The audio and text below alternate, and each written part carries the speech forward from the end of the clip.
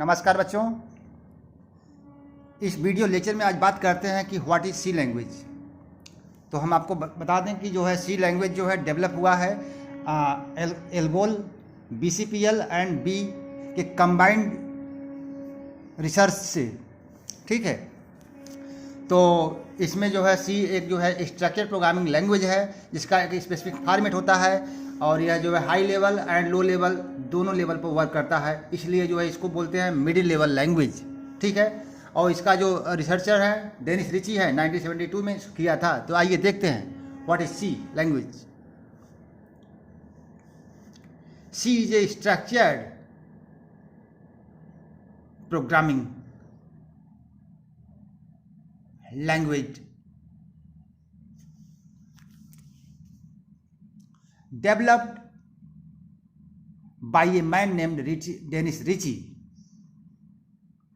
at AT&T Bell Labs। देखिए AT&T यहाँ पर बच्चों है American telephonic and telegraph company है। ठीक है,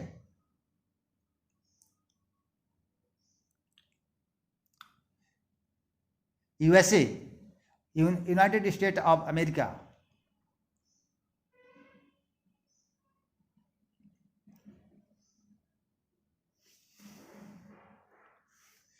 और यह पहले जो है ऑपरेटिंग सिस्टम, हमारा जो यूनिक्स ऑपरेटिंग सिस्टम है जो नेटवर्क कॉन्सेप्ट को सपोर्ट करता है, उसके लिए प्राइमरी में जो है बी लैंग्वेज में लिखा जा रहा था। बाद में उसमें कुछ मॉडिफाइड करके और एल्गोरिथमिक लैंग्वेज जो हमारे ब्लॉक स्ट्रक्चर को फॉलो करता है उसी के कंबाइंड फीचर से बनाया गया है सी लैंग्वेज, जो high level and low level दोनों पर वर्क करता है। इसलिए इसमें जो है प्रोग्राम लिखना जो है आसान होता है और प्रोग्राम डेवलप करना फास्टर होता है। It is a procedure language that follow top down paradigm or strategy. In top-down model, the strategies are processed. The statements are processed by machine in the same manner or order in which the statements are written.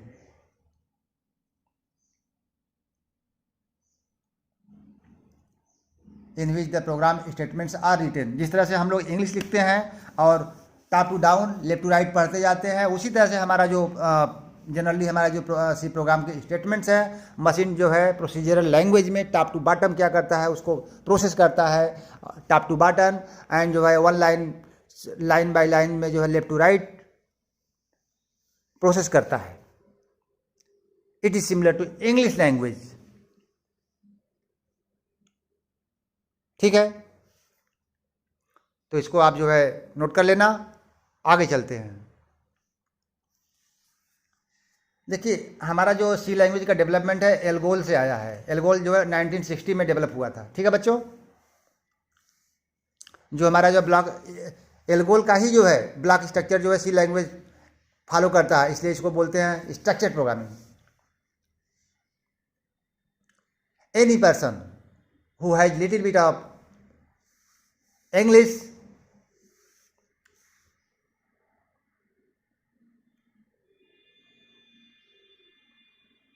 जिसको थोड़ा सा English का knowledge है वह इसको सीख सकता है और प्रॉब्लम को सॉल्व कर सकता है, और लोअर टू हायर लेवल की प्रोग्रामिंग में इन्वॉल्व होकर के high money skilled base earning कर सकता है।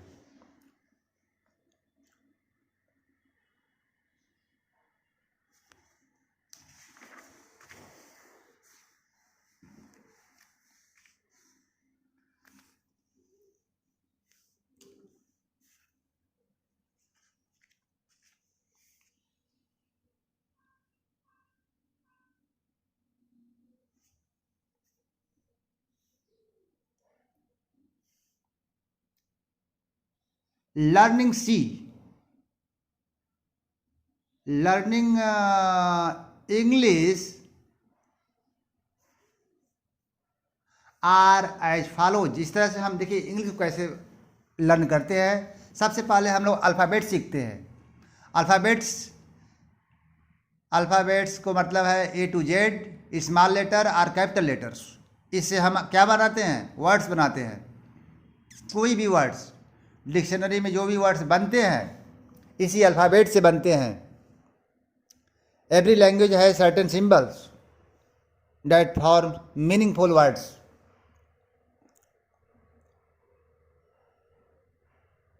और वर्ड से क्या बनते हैं?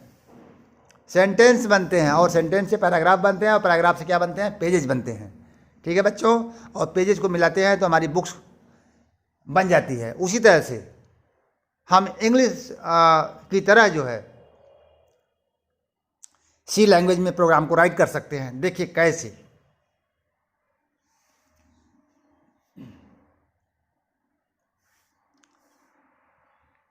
लर्निंग सी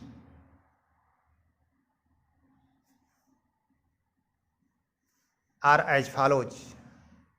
देखिए सी जो है middle level and high level दोनों लैंग्वेज को सपोर्ट करता है। ठीक है,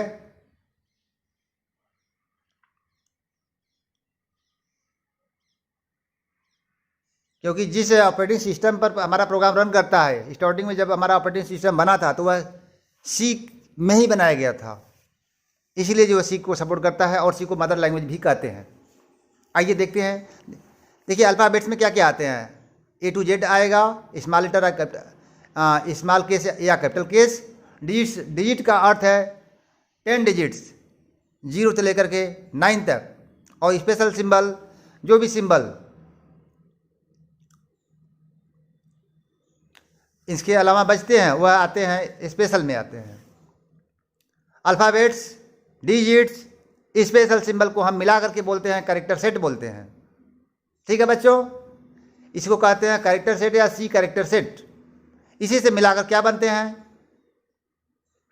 हमारे बनते हैं वेरिएबल, कांस्टेंट एंड कीवर्ड्स।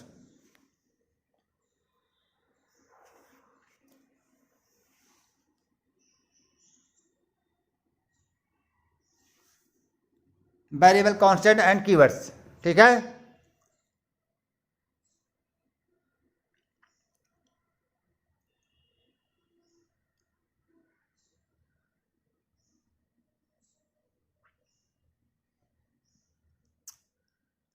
और इन कीवर्ड्स, वेरिएबल्स, कांस्टेंट से मिला करके हम इंस्ट्रक्शन बनाते हैं। हमारा इंस्ट्रक्शन कई तरह का हो सकता है।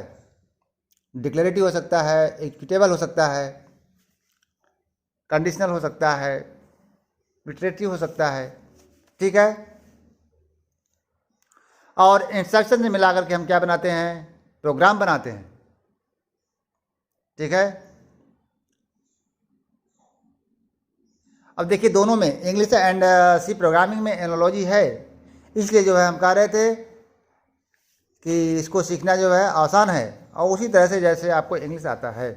तो चलिए स्टेप बाय स्टेप हम लोग आगे बढ़ते हैं।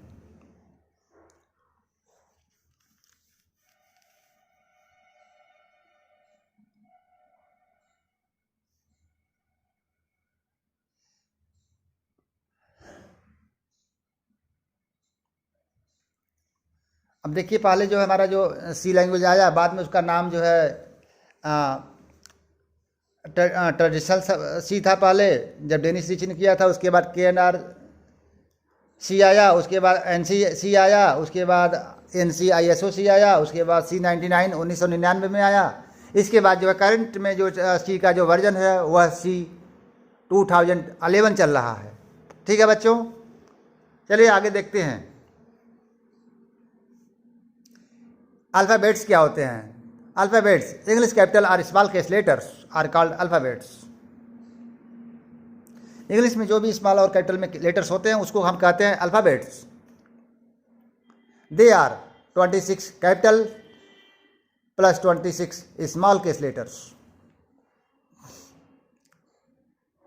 All of students know that have little bit of literacy these alphabets.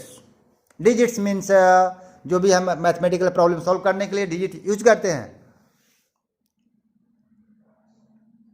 जो आपका 0 से 10 तक होता है, सॉरी 0 से 9 तक होता है।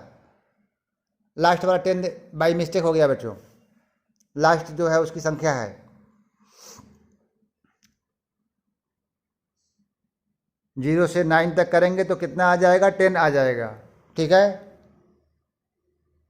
That is total number of digits equal to 10। इसीलिए इसको डेसिमल बोलते हैं, डेसिमल नंबर्स। इस नंबर का यूज करके जो भी हम नंबर बनाते हैं उसको बोलते हैं डेसिमल, क्योंकि इसमें 10 डिजिट्स यूज होते हैं। आइए आगे चलते हैं, स्पेशल सिंबल्स।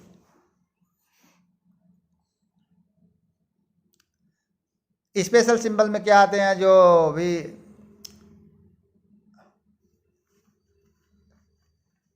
जो रिमाइंडर सिंबल्स हैं,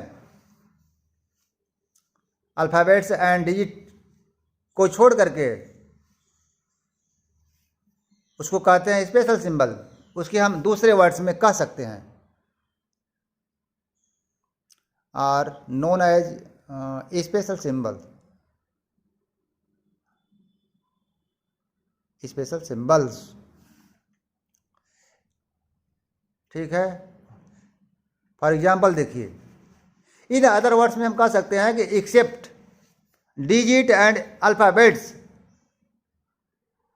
are called special symbols in C programming. Example देखें, comma, semicolon, parenthesis, curly braces, at the rate, hash. ठीक है बच्चों,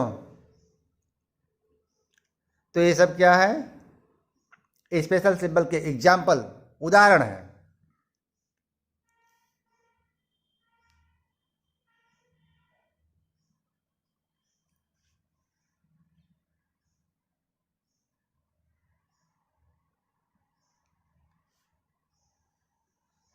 फॉर्मेट और structure of a C program. चलिए सी प्रोग्राम का एक फॉर्मेट देखते हैं क्या होता है।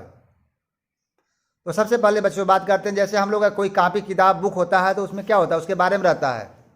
उसी तरह से हम कोई प्रोग्राम बनाते हैं तो उसके बारे में लिखा जाता है। जो लिखा जाता है इंफॉर्मेशन की, ये प्रोग्राम क्या है, किसके लिए है, कौन बनाया है, कब बनाया है, तो उसको हम राइट करते हैं डॉक्यूमेंटेशन सेक्शन में। और डॉक्यूमेंटेशन सेक्शन में जो इन्फॉर्मेशन राइट करते हैं वो कमेंट लाइन में देते हैं।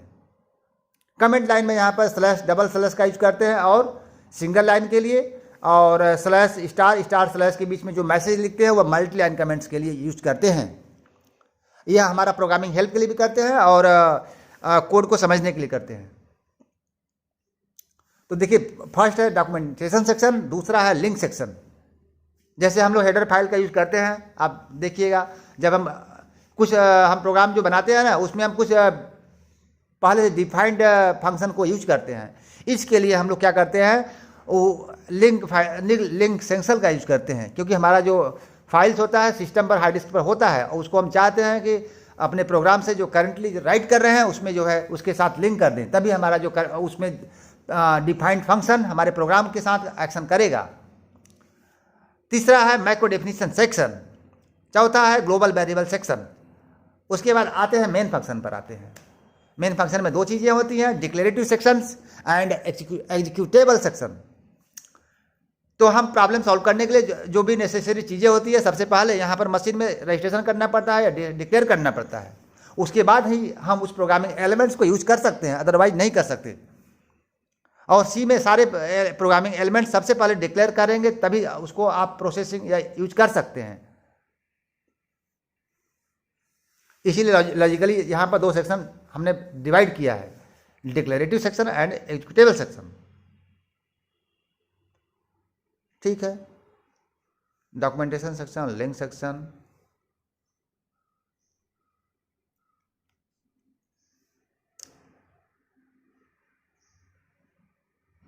माइक्रो डेफिनेशन सेक्शन, ग्लोबल का अर्थ है जो हर जगह अवेलेबल हो। ठीक है, अब कुछ फंक्शंस जो हम बनाते हैं उसके कोड को हम क्या करना चाहते हैं? यूज करना चाहते हैं।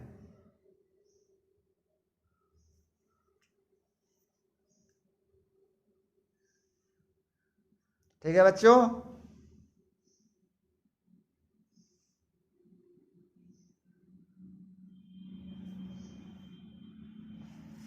तो कर सकते हैं।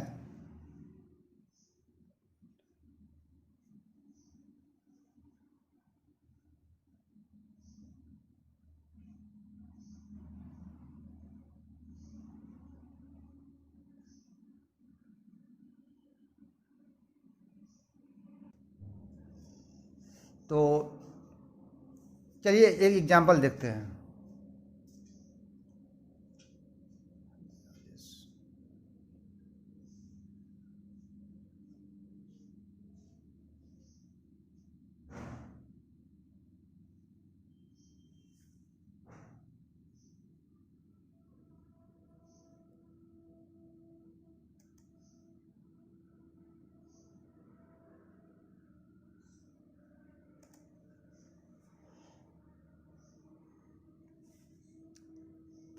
एक एग्जांपल देखते हैं कैसे हम प्रोग्राम राइट करते हैं जो हमने फॉर्मेट सिंटैक्स लिखा था। तो देखिए सबसे पहले मैंने जो है डबल स्लैश में लिखा this is my first program. उसके बाद डेवलप्ड बाय MK सर। उसके बाद लिंक सेक्शन दिया। तो जो फर्स्ट 2 लाइन्स है उसमें हमने जो है डॉक्यूमेंटेशन सेक्शन का यूज किया। उसके बाद लिंक सेक्शन, उसके बाद माइक्रो डेफिनेशन सेक्शन, उसके बाद ग्लोबल वेरिएबल सेक्शन।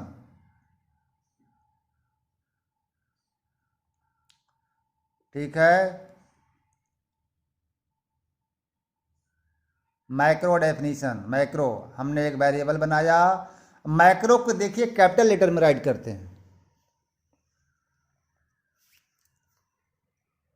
और उसके बाद ग्लोबल वेरिएबल्स है। ग्लोबल वेरिएबल्स जब हम बनाते हैं तो वह सारे प्रोग्राम्स में, हमारे प्रोग्राम्स में चाहे जितने फंक्शन होंगे उसका स्कोप हर जगह अवेलेबल होता है। ठीक है, इसके बाद देखिए हमारे मेन फंक्शन में जो है स्टार्टिंग कर्ली ब्रेस होता है। हमारे प्रोग्राम का रनिंग यहीं से करता है, शुरू होता है मेन से। हमारे प्रोग्राम में मल्टीपल फंक्शन हो सकते हैं लेकिन मेन ओनली 1 होगा, यूनिक होगा।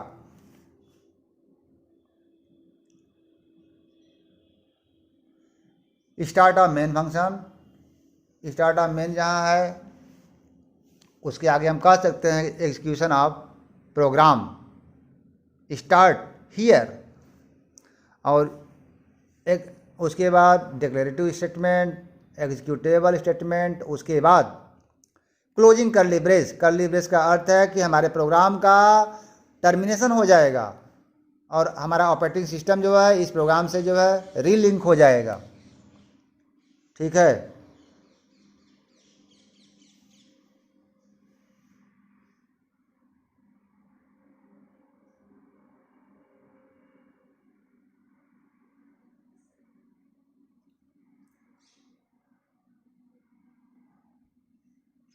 अब देखिए जो डॉक्यूमेंटेशन सेक्शन है उसमें होता क्या है, हम जो प्रोग्राम बना रहे हैं उसको ऑब्जेक्ट क्या है,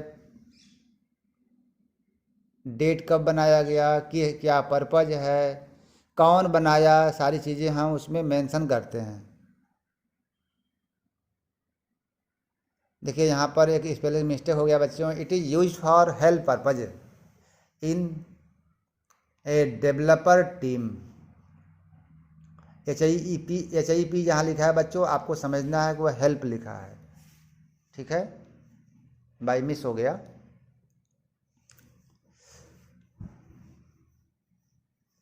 तो the documentation section are given in comments lines. Documentation section को हम कमेंट लाइन में राइट करते हैं, देते हैं। और कमेंट लाइन देखिए ना, कमेंट लाइन को हमारा जो कंपाइलर है ट्रांसलेट नहीं करता है। मीन्स इग्नोर कर देता है। इसीलिए जो है कमेंट लाइन चाहे जितना दें, हमारे जो कंपाइल्ड कोड है, जो ऑब्जेक्ट कोड होता है, उसकी साइज में कोई चेंज नहीं होता। There are two types of comments in a C language. Single line comments, इसको हम स्लैश के बाद, डबल स्लैश के बाद मैसेज राइट करते हैं। इसका स्कोप जो है एंड ऑफ लाइन होता है, यहाँ मैसेज लिख रहे हैं। और multi line comments, multi line comments का स्टार्टिंग करते हैं हम जब हमारा जो कमेंट्स है मोर देन वन लाइन में लिखना हो या सिंगल लाइन में किसी ब्लॉक के अंदर लिखना हो। दो सिचुएशंस में हम यूज करते हैं। जैसे फॉर लूप के अंदर हमें डिस्क्राइब करना है, उसके हेडर के अंदर, तो भी हम जो है मल्टी लाइन कमेंट्स का यूज कर सकते हैं, ठीक है। और मल्टीपल लाइन में यूज करना है तो भी मल्टी लाइन कमेंट्स का यूज कर सकते हैं। सिंगल लाइन कमेंट्स का यूज ओनली हमारे जो प्रोग्रामिंग एलिमेंट्स है उसके राइट मोस्ट साइड में ही ओनली जो है हम सिंगल लाइन कमेंट्स का यूज कर सकते हैं, ठीक है बच्चों। कमेंट लाइन का एक तीसरा यूज है, जब प्रोग्रामर किसी कंपनी में काम करता है तो कोड हमेशा सॉफ्टवेयर में चेंज होते रहते हैं। जो ओल्ड कोड होता है उसको प्रोग्रामर हाइड करने के लिए भी कमेंट का यूज करता है, जिससे हमारा मशीन उस कमेंट को, उस कोड को इग्नोर करके न्यू लॉजिक के अकॉर्डिंग वर्क करके रिजल्ट दे, ठीक है। देखिए दो फीचर्स यहाँ पर है, for code understandability, for testing purposes, ठीक है। वही बात है, कमेंट का क्या यूज है यहाँ पर शॉर्ट में लिख दिया और मैंने बताया भी।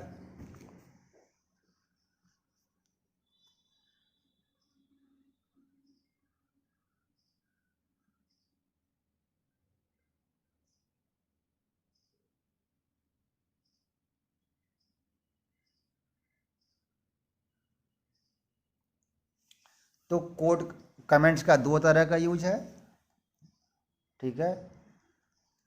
आप कोड को लाइन बाय लाइन समझाना चाहते हैं तो भी कमेंट्स का यूज कर सकते हैं। ओल्ड प्रोग्रामिंग लॉजिक को आप डिलीट नहीं करना चाहते, आप चाहते हैं कि ओनली मशीन इसको इग्नोर करे, ट्रांसलेट न करे, तो भी कर सकते हैं, ठीक है बच्चों। ऐसा हो सकता है ना कि वह ओल्ड कोड का फिर अगेन यूज हो, डिलीट कर देंगे तो कहाँ से आएगा, इसीलिए जो है इसका यूज करते हैं। टेस्टिंग करते हैं तो बार बार लिखना पड़ता है और बार बार मिटा देंगे तो फिर लिखना पड़ेगा। अच्छा यह है कि लॉजिक चेंज करके अलग अलग लॉजिक को हाइड करते जाएं, तो इससे हमारा इजीली क्या हो जाएगा, टेस्ट भी हो जाएगा और बार बार लिखना नहीं पड़ेगा, ठीक है। और कमेंट लाइन का यूज करने से हमारे ट्रांसलेटेड जो कोड है, जो ओबीजे फाइल बनता है, उसके साइज में कोई चेंज नहीं आता, इसको नोट कर लीजिए। आइए आगे चलते हैं सी टोकन्स। देखिए जब हम प्रोग्राम कोई भी चीज़ बनाते हैं तो उसमें कुछ चीज़ें मिलकर बनती हैं। जिस तरह से घर बनता है तो उसमें ईटा सीमेंट बालू से मिलकर घर बनता है, छड़ मिलकर बनाया जाता है, उसी तरह से तो वह उसका जो है टोकन हुआ सॉरी, उसी तरह से हमारा जो प्रोग्राम होता है बच्चों, टोकन्स को कहते हैं कि smallest individual units in a program are known as tokens. Tokens क्या होते हैं, किसी प्रोग्राम के स्मॉलेस्ट आइसोलेटेड यूनिट्स होते हैं जिसको कंबाइन करके हम प्रॉब्लम को सॉल्व करते हैं।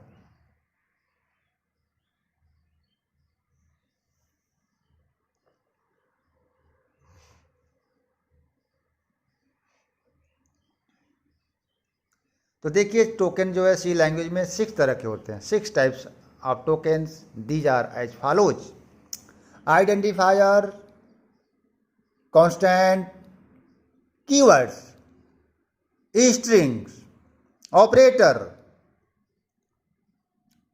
Special symbol.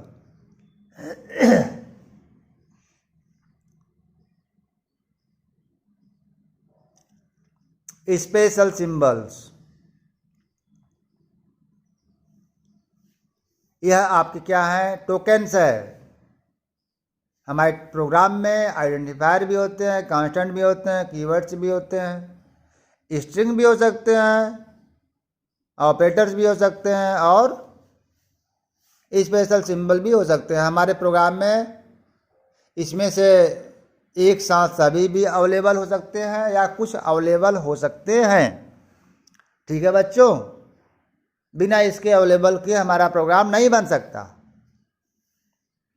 अब देखिए फर्स्ट में क्या है, आइडेंटिफायर, किसी का नाम, प्रोग्रामिंग एलिमेंट का जब हम नेमिंग करते हैं तो आइडेंटिफायर उसको बोलते हैं।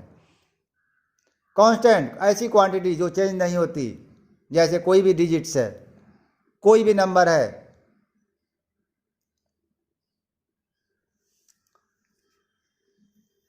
वो कांस्टेंट होता है। कोई भी वैल्यू, चाहे वह स्ट्रिंग टाइप की हो या कैरेक्टर टाइप की हो या इंटीजर हो या रियल हो, सभी वैल्यू कांस्टेंट होती हैं। All values are of constant types.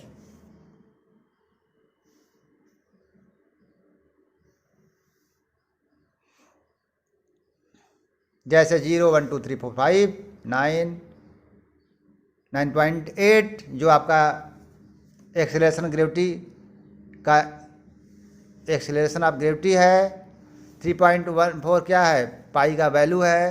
तो ये सब क्या है, कांस्टेंट हैं। और जैसे हम प्रोग्राम लिखते हैं, main function, print function, scanner function, ये सब क्या है, आइडेंटिफायर्स में आते हैं। कीवर्ड्स का अर्थ है इट इज रिजर्व वर्ड, ऐसा वर्ड जो रिजर्व्ड होता है लैंग्वेज के लिए, मशीन के लिए, सॉरी, ऐसा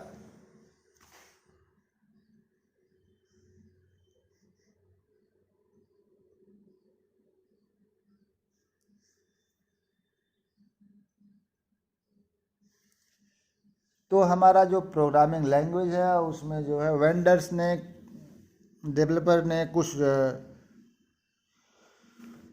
प्रोग्राम बनाने के लिए कुछ जो है सिंबल का मीनिंग डिफाइन किया है। उसी सिंबल जिसके कारण से हमारा मशीन किसी डेटा को समझता है या सिस्टम प्रोग्राम उसी के रिगार्डिंग वर्क करता है, उसे हम रिजर्व्ड वर्ड कहते हैं या कीवर्ड्स बोलते हैं। स्ट्रिंग, कोई भी सिंबल डबल कोट्स में अगर हम लिखें तो उसको कहा जाता है स्ट्रिंग्स। सी लैंग्वेज में डबल कोट्स में जो कुछ भी आएगा उसको आपको समझना है कि वह एक स्ट्रिंग है।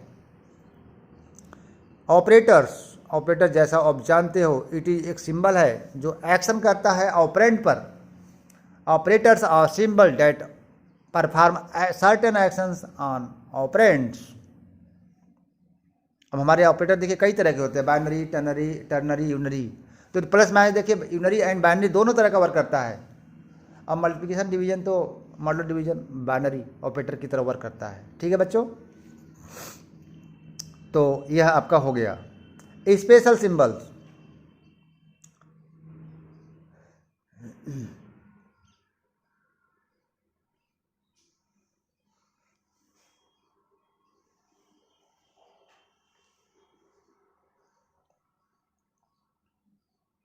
ठीक है, तो यह आपके जो है टोकन्स हो गए।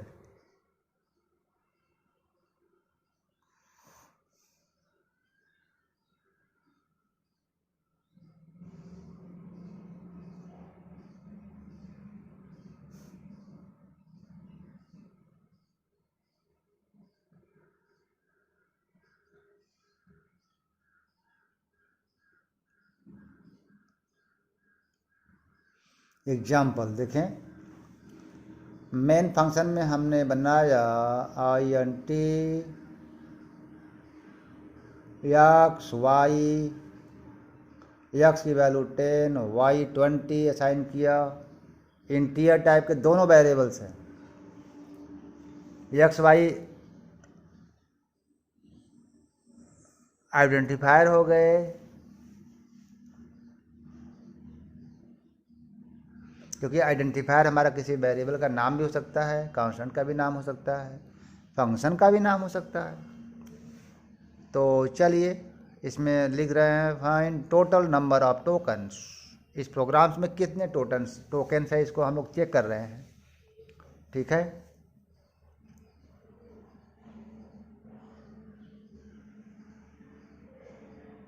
आइडेंटिफायर्स में देखिए बच्चों क्या आएगा, पहले हम लिख लेते हैं मीनू कि टोकन्स में क्या क्या चीज़ें आती हैं।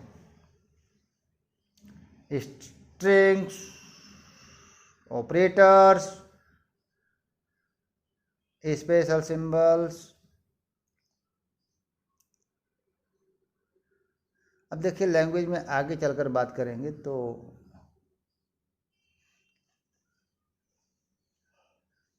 मेन, देखिए इस प्रोग्राम में एक मिस हो गया था। देखिए इसमें आइडेंटिफायर देखिए कितने हैं,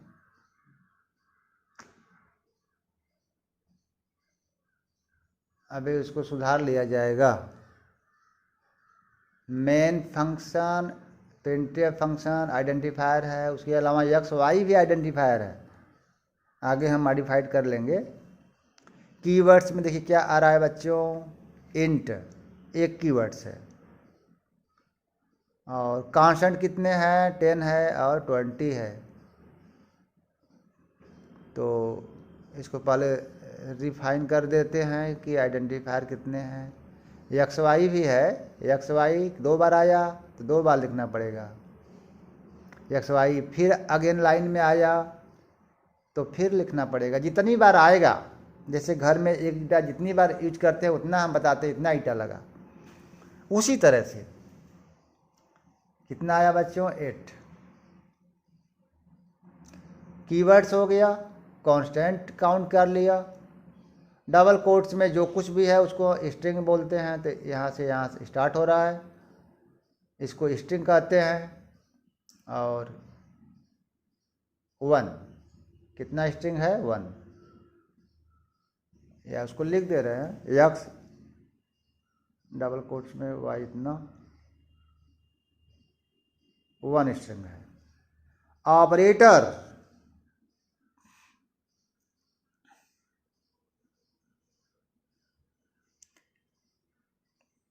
ऑपरेटर्स है।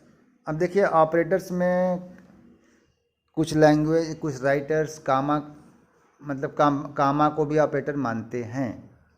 तो कि असाइनमेंट ऑपरेटर 2 बार आया, डबल कोट्स के अंदर जो है उसको स्ट्रिंग में आता है, तो चलिए कामा को भी काउंट कर लेते हैं। कामा भी एक ऑपरेटर में ही आता है, तो कहीं छूटा तो नहीं।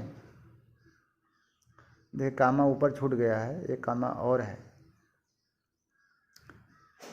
स्पेशल जो सिंबल है उसको काउंट कर लेते हैं।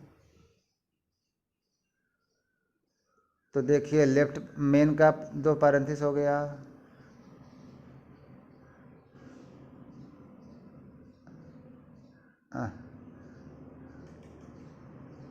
एक और रहेगा कामा। कितने कामा है इसमें, 3 कामा यूज हो रहे हैं, एक डिक्लेरेटिव सेक्शन में, 2 प्रिंट फंक्शन में। ठीक है बच्चों, तो ये आपका हो गया कामा। अब सेमी कोलन चेक कर लेते हैं, और सेमी कोलन के अलावा जो अदर सिंबल्स हैं, तो 2 पैरेंथेसिस यहाँ, 2 यहाँ, 2 4 हो गया, और 2 कर्ली ब्रेस 6, उसके बाद सेमी कोलन 1 2 3 4 10। तो यह आपके क्या आ गए, टोटल अलग अलग टोकन्स आ गए। इनको ऐड कर लेंगे, जो भी आएगा वो हमारे टोटल नंबर्स ऑफ टोकन होंगे। इसी तरह से बच्चों कोई भी प्रॉब्लम रहेगा, प्रोग्राम रहेगा, उसमें आप टोकन को इस तरह से निकाल लेंगे कि कितने आइडेंटिफायर्स हैं, कितने कीवर्ड्स यूज हो रहे हैं, कितने कांस्टेंट यूज हो रहे हैं, कितने स्ट्रिंग यूज हो रहे हैं। कितने ऑपरेटर्स हैं और कितने स्पेशल सिंबल्स हैं। चलिए आगे चलते हैं, ठीक है। तो कुछ और एग्जाम्पल देख लेते हैं, जो भी अभी चेक कर रहे हैं, जितना भी जो गुड वे होगा उसको हम करेंगे। आप ध्यान से देखें।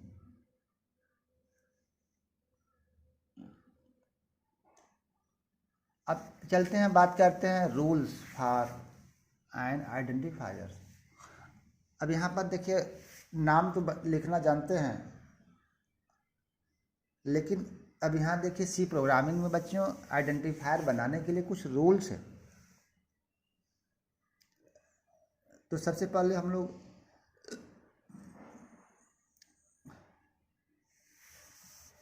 उस रूल्स को देख लेते हैं, जिससे कि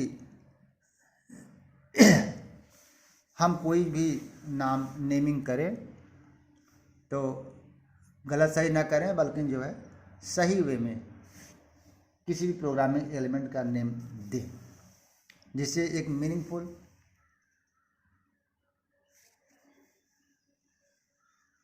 रिफ्लेक्शन हो। तो फर्स्ट रूल देखिए, कहता है an identifier is the combination of alphabets, digits and or underscore symbol. हमारा जो आइडेंटिफायर बनता है उसमें जो है इन्हीं तीनों का कॉम्बिनेशन होता है। An identifier can not start with A digit. देखिए अल्फ़ाबेट्स, डिजिट्स, अंडरस्कोर से तो बनता है, लेकिन यहाँ पर एक बाउंडेशन है कि फर्स्ट जो प्लेस है या फर्स्ट जो कैरेक्टर है आइडेंटिफायर का, वह डिजिट नहीं हो सकता। अगला पॉइंट कहता है कि कोई भी आइडेंटिफायर बनाएंगे हम, तो जो रियल वर्ड, जो कीवर्ड्स पहले कंपनी ने बनाया है, कंपाइलर वेंडर्स ने जो बनाया है, उसका यूज हम आइडेंटिफायर के लिए अगेन नहीं कर सकते, ठीक है, क्योंकि उसका मीनिंग पहले से डिफाइंड है, फिक्स है, उसकी वैल्यू को हम चेंज नहीं कर सकते मशीन के लिए। और कोई भी आइडेंटिफायर हमारा जो है अंडरस्कोर से स्टार्ट हो सकता है। और आइडेंटिफायर के बीच में एक आइडेंटिफायर्स है तो उनके बीच में स्पेस अलाउड नहीं है, ठीक है बच्चों। देखिए, no spaces allowed within an identifier. चलिए आगे चलते हैं, कुछ एग्जाम्पल देख लेते हैं, क्या सही है क्या गलत है, क्या वैलिड है और क्या इनवैलिड है।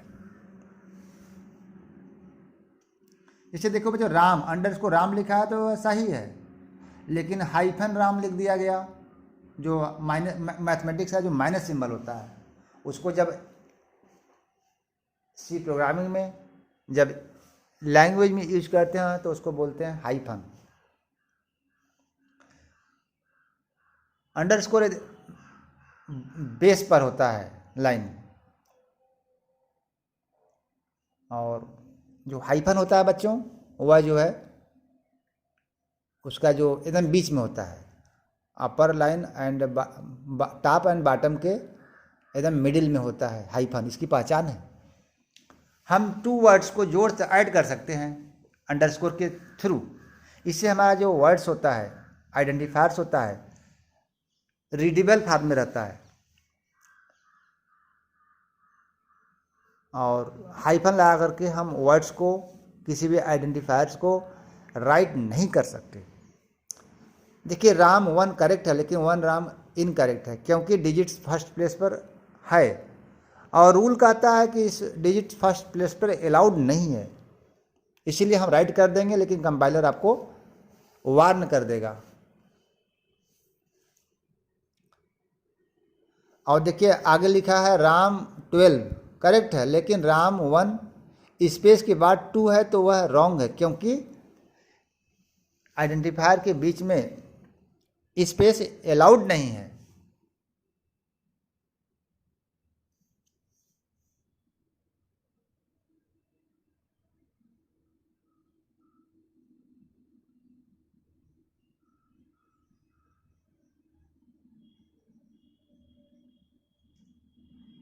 ठीक है, तो इस तरह से यह कुछ वैलिड एग्जाम्पल्स हैं, इसको आप अच्छी तरह से समझ लें। और एक पॉइंट मैं आपको यहाँ और बता दूँ, मोस्टली जो कंपाइलर्स हैं, कुछ कंपाइलर जो है जो आइडेंटिफायर का जो लेंथ होता है उसको फॉलो करते हैं। तो मोस्टली जो कंपाइलर्स होते हैं 31 कैरेक्टर्स लेंथ के आइडेंटिफायर को फॉलो करते हैं, और कुछ कंपाइलर्स 31 से ज़्यादा साइज होने पर सपोर्ट नहीं करते। इसलिए हम कोशिश करेंगे कि हम जो आइडेंटिफायर बनाएंगे उसका लेंथ 31 कैरेक्टर्स हो, जो ऑल कंपाइलर्स के लिए कंपैटिबल हो। आइए कीवर्ड्स देखते हैं क्या। NCC, American national standard institute, जो कंप्यूटर साइंस जो प्रोग्रामिंग लैंग्वेज है उसके लिए एक स्टैंडर्डाइजेशन कमेटी है जिसका काम है लैंग्वेज को स्टैंडर्डाइजेशन देना। ठीक है,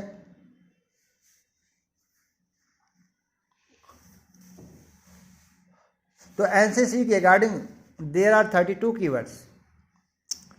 हम इसको बदल नहीं सकते, हम इसको रिडिफाइन नहीं कर सकते। इसीलिए कहते हैं ना, आइडेंटिफायर का नाम हम जो है वेरिएबल में अपने वेरिएबल के लिए, कांस्टेंट के लिए या अदर पर्पज के लिए यूज हम नहीं कर सकते। जिस काम के लिए बनाया गया है उसी काम के लिए यूज कर सकते हैं।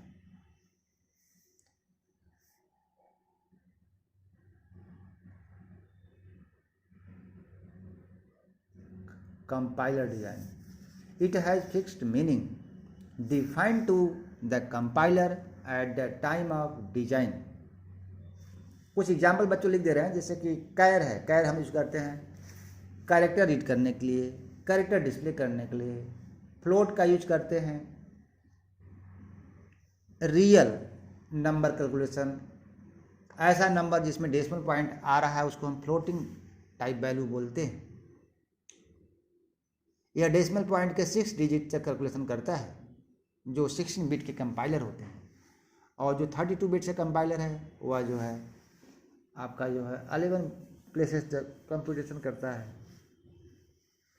उसी तरह से डबल, डबल का अर्थ है कि हमारा जो एक्यूरेसी है, मशीन ज़्यादा वैल्यू स्टोर करता है, उसके साथ जो कैलकुलेशन की एक्यूरेसी है वो बढ़ जाती है। ठीक है, तो जहाँ पर ऐसा सिचुएशन हो वहाँ पर हम उसको यूज करते हैं double.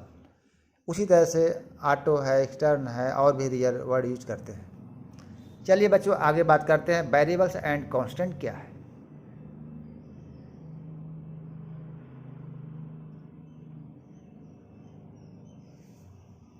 Variables,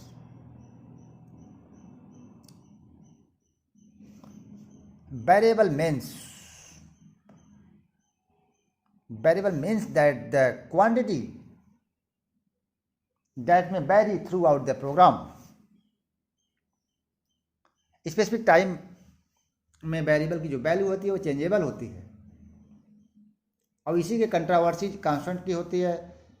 specific time interval में जिस क्वांटिटी की वैल्यू चेंज नहीं होती, चेंज नहीं हो सकती, उसको हम कहते हैं कांस्टेंट। जैसे आप वेरिएबल जानते होंगे, स्पीड, टेम्परेचर,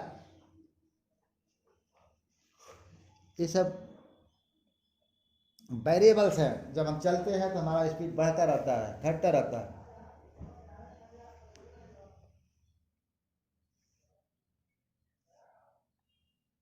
ठीक है, तो ये वेरिएबल्स है।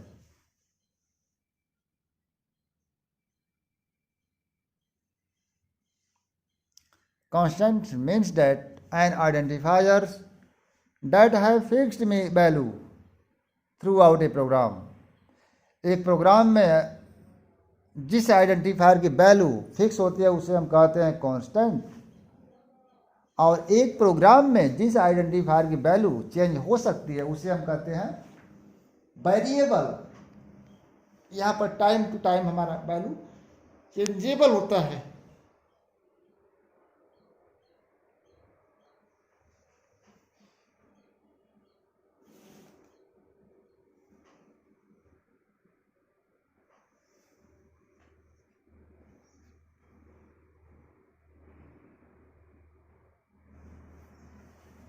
जैसे आप देखें,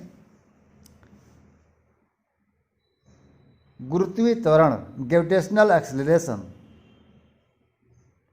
जिसकी वैल्यू 9.8 मीटर पर सेकेंड स्क्वायर, अप्रॉक्सीमेटली 10 मीटर पर सेकेंड स्क्वायर होता है, वो फिक्स है।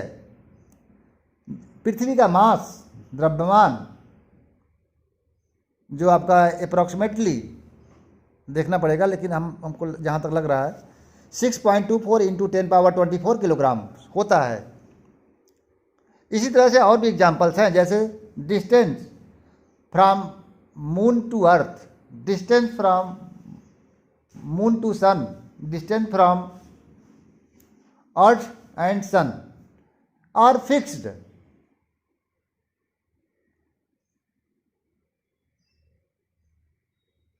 और भी चीज़ें हैं, जैसे कि पृथ्वी पर लाइट सन से कितने मिनट में आ रहा है, तो टाइमिंग वो क्या है, फिक्स है। हम जब से पढ़ रहे हैं यही पढ़ रहे हैं कि 8.4 मिनट्स में सन का लाइट जो है अर्थ पर आता है, तो इसलिए हम कहते हैं कि यह भी क्या है, कांस्टेंट है। आइए आगे देखते हैं, declaration of variables.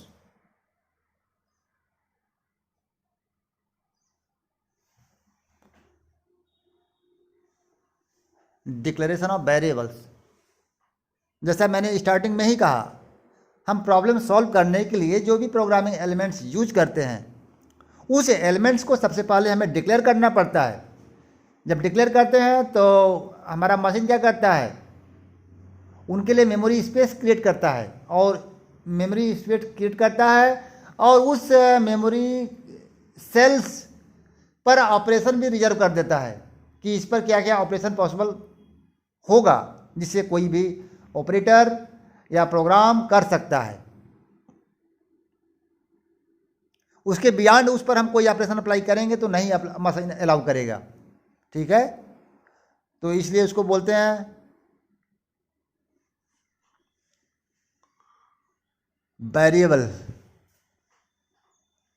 Declaration of variable, we instruct the machine to reserve the space in memory according to their type and what operation performed on the reserved memory cells.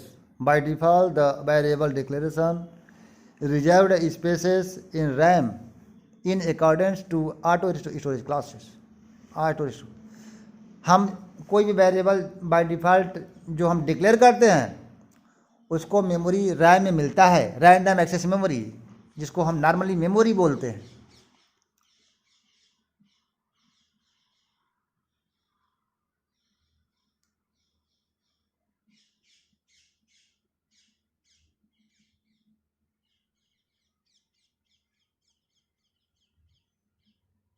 ठीक है।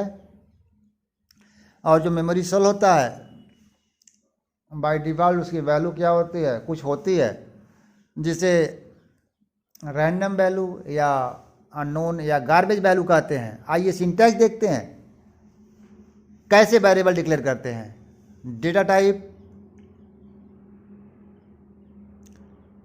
Variable name first, variable name second, comma dot dot semicolon.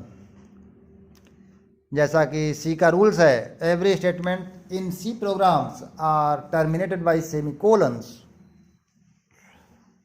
Data type का अर्थ समझिए, जो हमारा data है अलग अलग टाइप का हो सकता है, कोई कैरेक्टर टाइप का है, कोई रियल टाइप का है, कोई इंटीग्रल टाइप का है, कोई लॉन्ग डेटा है, कोई आपका जो है डबल टाइप का है, लॉन्ग डबल है, कोई प्रॉब्लम नहीं। तो इस तरह का हमारा डेटा और वाइड टाइप का भी हमारे सी प्रोग्रामिंग में एक टाइप्स है।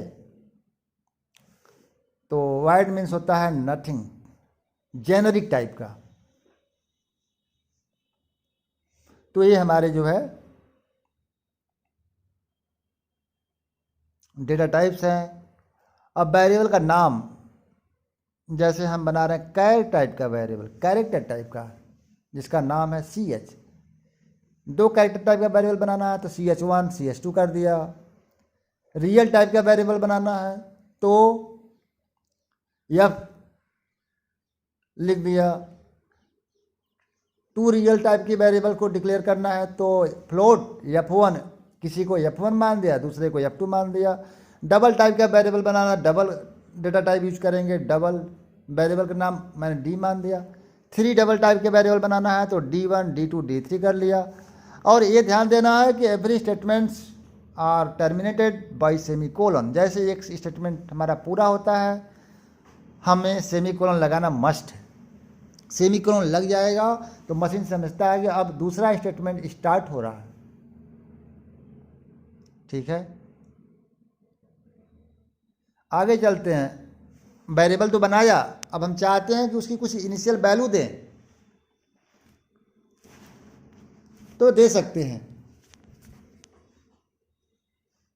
हम कोई भी वेरिएबल क्रिएट कर रहे हैं तो उसको कुछ इनिशियल वैल्यू प्रोवाइड कर सकते हैं। जब हम डिक्लेयर करते हैं तभी we can initialise the variable at the time of declaration such as follows. हम वेरिएबल को डिक्लेयर करते समय ही इनिशियलाइज कर सकते हैं। ठीक है, सिंटैक्स देखें इसका, डेटा टाइप वेरिएबल नेम। अब यहां पर कैसे करेंगे बच्चों, असाइनमेंट ऑपरेटर का यूज करते हैं। Variable name assigned by variable value या इनिशियल वैल्यू सेमी कोलन। देखिए, असाइनमेंट ऑपरेटर ऐसा ऑपरेटर है जिसकी जो एसोसिएटिविटी होती है राइट टू लेफ्ट होता है। इसलिए हमारा जो राइट साइड ऑपरेटर के पास वैल्यू है, इनिशियल वैल्यू, वो जो है मशीन क्या करता है, एक मेमोरी सेल से दूसरे मेमोरी सेल के एड्रेस पर असाइन करता है। तो फॉर एग्जांपल देखें, इंट टाइप का एक वेरिएबल x है जिसकी वैल्यू 10 है। फ्लोट टाइप का वेरिएबल y है जिसमें जो है 20.25 वैल्यू असाइन किया गया। और एक कैर टाइप का वेरिएबल ch है जिसमें जो है कैरेक्टर a। अब आपको ये बता दें कि बच्चों, जो कैरेक्टर टाइप की वैल्यू होती है उसको सिंगल कोट्स में राइट करते हैं। ठीक है, और इंटीजर डबल फ्लोट को ऐसे राइट करते हैं, कोई प्रॉब्लम नहीं है।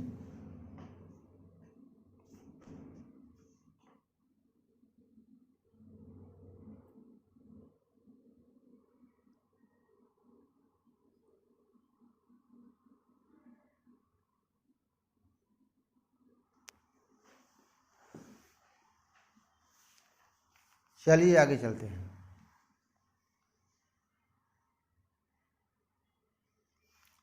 Types of instructions.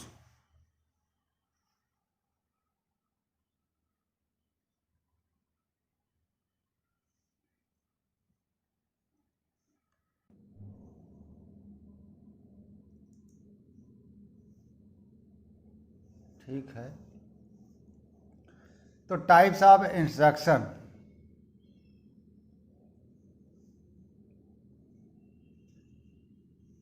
Sequence control instruction, decision और सिलेक्शन कंट्रोल इंस्ट्रक्शन,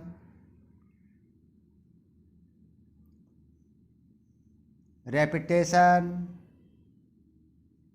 और loop control instructions. Loop control instruction.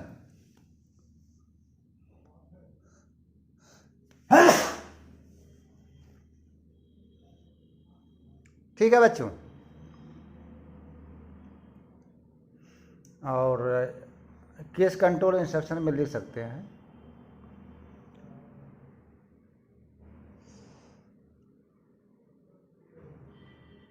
Switch और केस कंट्रोल इंस्ट्रक्शन,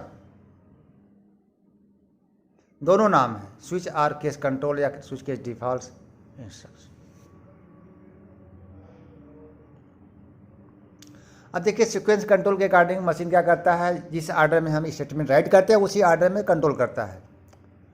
और सेकंड पॉइंट के अकॉर्डिंग हम जो है स्टेटमेंट को सलेक्शन करते हैं, और थर्ड पॉइंट के अकॉर्डिंग हम किसी स्टेटमेंट को रिपीट करते हैं।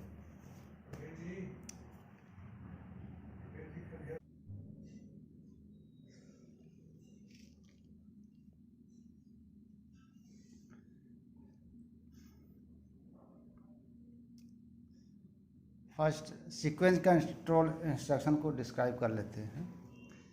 In sequence control instructions the statements are processed in that order in which they are written.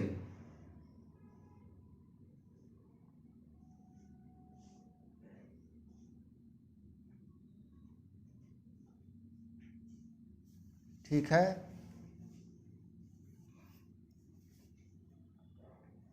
For example,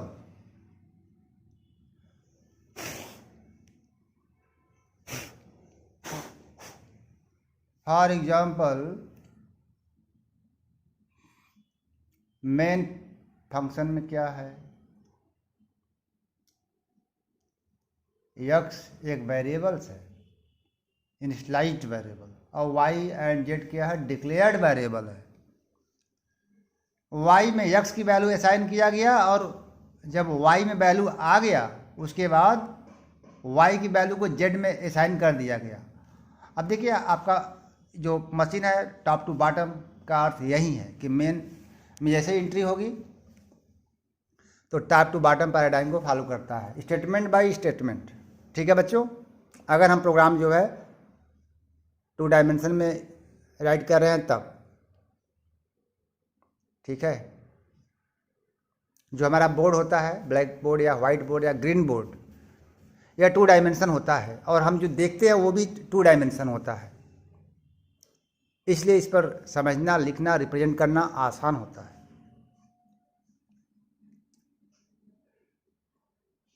next, in decision control instructions the statements are processed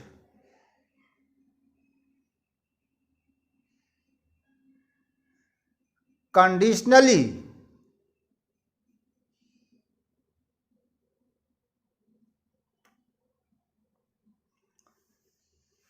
इसमें ऐसा होता है कि हमारा स्टेटमेंट जो लिखा हुआ है कौन मशीन सेलेक्ट करेगा कौन नहीं, यह कंडीशनल स्टेटमेंट के अकॉर्डिंग सिलेक्शन करता है।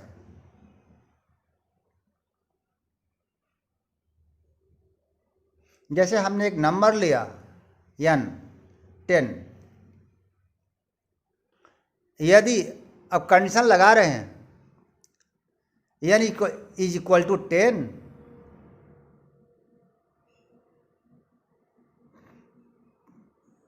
n की वैल्यू देखिए हम 10 लिए हैं और इस तरह से इक्वालिटी ऑपरेटर का कंडीशन लगाएंगे तो हमारा जो कंडीशन ट्रू माना जाता है मशीन के लिए, और ऐसे सिचुएशंस में उसके फॉलोड जो स्टेटमेंट्स है उसको मशीन प्रोसेस करेगा। तो क्या डिस्प्ले करेगा, अगर इस प्रोग्राम को हम सेलेक्ट करते हैं विथ हेडर फाइल्स के साथ तो डिस्प्ले करेगा n इज इक्वल टू 10। ठीक है, और ये पॉइंट ध्यान रखना है कि सी का प्रोग्राम कोई भी आप राइट करेंगे उसको जब सेव करेंगे तो वैलिड नेम से सेव करेंगे और उसके बाद डॉट के बाद .c लगाएंगे, ये ध्यान देना है बेटा। ठीक है, इफ को यहाँ पर ट्रू ब्लॉक कहा जाता है और एल्स को फॉल्स ब्लॉक कहते हैं। फॉल्स ब्लॉक का अर्थ यह है जब कंडीशन हमारा फॉल्स होगा तब एल्स वाले स्टेटमेंट को मशीन प्रोसेस करता है, और जब ट्रू होता है तो इफ वाले ब्लॉक के स्टेटमेंट को मशीन प्रोसेस करता है।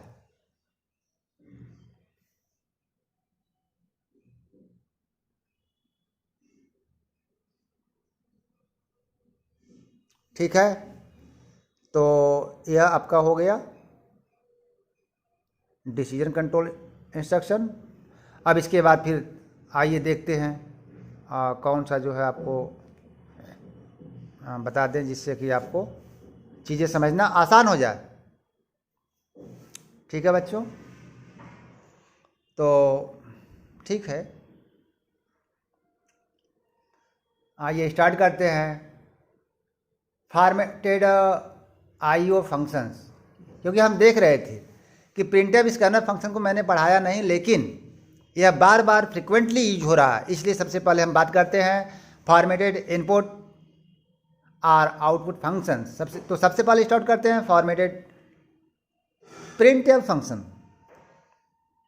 जैसा कि आप देख चुके होंगे बार बार जब हम यूज कर रहे थे, तो इसके हेल्प से हम जो है किसी भी वेरिएबल्स, कांस्टेंट, आइडेंटिफायर, फंक्शन की वैल्यू को हम डॉस स्क्रीन पर डिस्प्ले कराते हैं। डॉस स्क्रीन पर डिस्प्ले करा करके टेस्ट करते हैं कि जो हम कंप्यूटेशन कर रहे हैं, प्रोग्रामिंग लॉजिक अप्लाई कर रहे हैं, वो करेक्ट है कि इनकरेक्ट है, क्या आना चाहिए, क्या आ रहा है, थियोरेटिकल एंड प्रैक्टिकल में मैचिंग है तो करेक्ट है, अदरवाइज रॉन्ग है प्रोग्राम।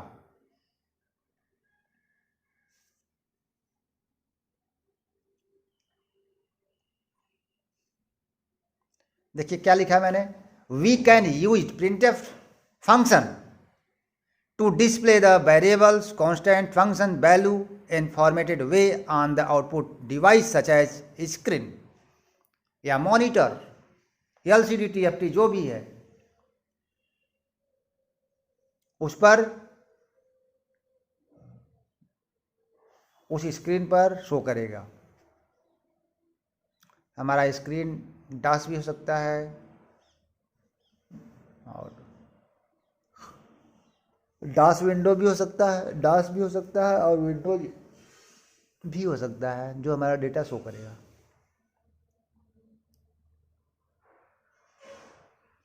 आइए आगे इसका सिंटैक्स देखते हैं।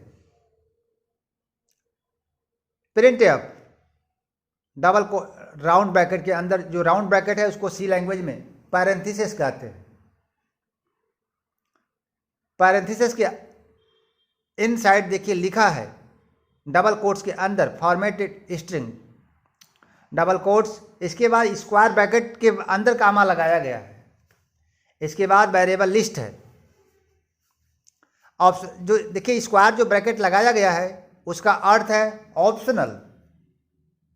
जब हम कोई ग्रामर राइट करते हैं सी प्रोग्रामिंग लैंग्वेज में, तो जहाँ पर स्क्वायर ब्रैकेट लगा देते हैं लैंग्वेज के फॉर्मेट में, सिंटैक्स में, तो उसका अर्थ होता है ऑप्शनल।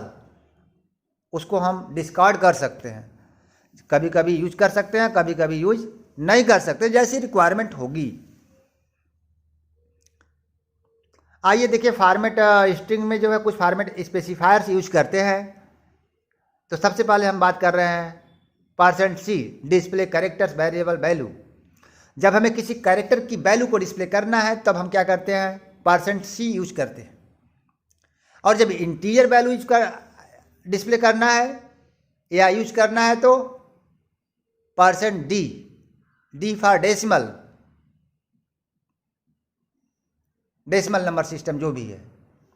या रियल और फ्लोट वैल्यू को डिस्प्ले करना है तो %F यूज करते हैं। और डबल को यूज करना है तो %LAF, यल स्मॉल के लेटर में है। और डबल से भी बड़ी वैल्यू को डिस्प्ले करना है या यूज करना है जो भी, तो हम कैपिटल में L और स्मॉल लेटर में F, %LAF यूज करते हैं फॉर्मेट स्पेसिफायर्स।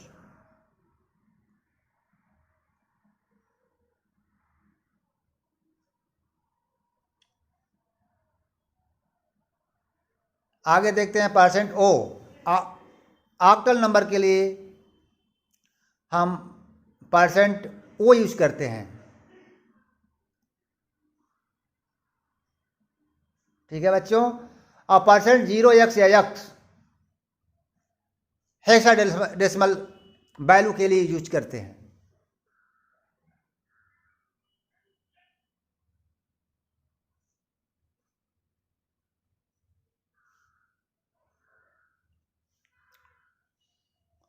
चलिए, और परसेंट यस देखिए, स्ट्रिंग टाइप का डेटा को डिस्प्ले करना है तो परसेंट यस का यूज करते हैं।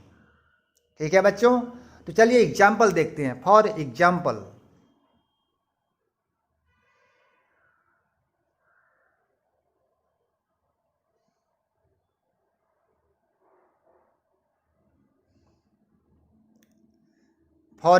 के लिए देखते हैं, जैसे प्रिंट फंक्शन का यूज किया, भदोही स्ट्रिंग को डिस्प्ले किया। भदोही यहाँ पर एक स्ट्रिंग है, कांस्टेंट है, स्ट्रिंग कांस्टेंट। एक सेकंड एग्जांपल, दो वेरिएबल लिया इंटीजर, जिनकी वैल्यू जो है 10 20 है, एक्स वाई नाम है, प्रिंट कराया। देखिए कैसे कराएंगे, एक्स, देखिए डबल कोट्स में जब हम एक्स इक्वल टू लिख रहे हैं वह स्ट्रिंग का पार्ट है, और परसेंट डी जो है वो फॉर्मेट स्पेसिफायर्स है इंटीजर वेरिएबल्स का। उसी तरह से y इक्वल टू जो डबल कोट्स के अंदर है वह स्ट्रिंग का पार्ट है, और उसके बाद जो डबल परसेंट डी लगाया गया है वह सेकंड इंटीजर वेरिएबल्स का फॉर्मेट स्पेसिफायर्स है। मतलब फर्स्ट जो परसेंट डी है वह x के करिस्पॉन्ड है, और जो दूसरा परसेंट डी है वह y वेरिएबल के करिस्पॉन्ड फॉर्मेट स्पेसिफायर्स लिया गया है। इसको जब आप डिस्प्ले कराएंगे, रन कराएंगे कंपाइल्ड के बाद, तो x की value x equal to 10 comma y equal to 20 display करेगा। आगे देखते हैं, कैर टाइप के दो वेरिएबल लिया गया है थर्ड एग्जांपल में, ch1 ch2, जिसमें वैल्यू को असाइन किया गया है, इनिशियलाइज किया गया है। और कैरेक्टर टाइप का वेरिएबल की वैल्यू डिस्प्ले कराना है तो उसके लिए फॉर्मेट परसेंट सी यूज करते हैं। तो उसको हम ऐसे कराएंगे। ठीक है बच्चों,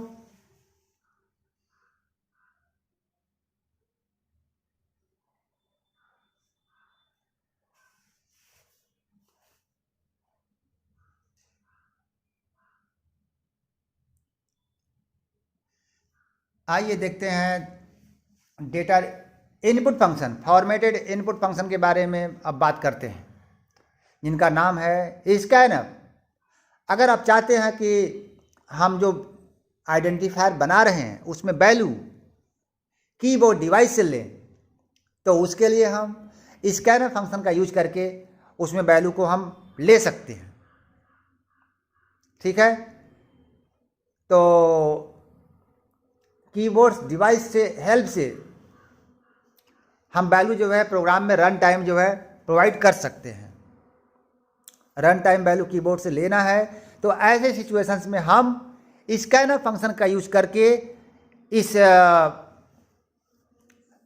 अचीवमेंट को कंप्लीट कर सकते हैं।